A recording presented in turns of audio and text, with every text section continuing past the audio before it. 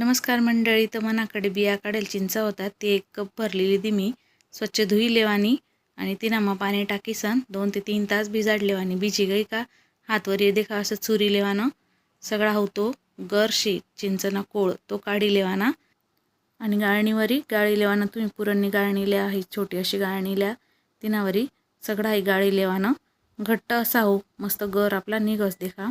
आता जिथले आपण चिंच लिहिली होती वाटीवरी मोजा कपवरी मोजा तिथला किशील गूळ लेवाना आणि तो टाकी लेवाना त्यांना मग चवपुरतं मीठ टाकानं भाजेल जिरानी पूड टाकानी 1 अर्धा चमचा मिक्स करानं गूळ चांगला वितळू देवाना आणि हाई एकदा परत गाळी लेवाना म्हणजे काडी कचरा रास काही गूळ मा ते निघी जास. मग गाळा गेली का आपण हाई असं स्टोर करू शकतस महिनाभर आणि जवळ पण पाहिजे तेव्हा बनवू शकतस. आता ही गाळा गेली ना मग थंड पाणी टाकानं बर्फना तुकडा टाकाना थंड थंड गार मस्त चिंचनं पण तयार शिचला. मग आता पिल्यांसत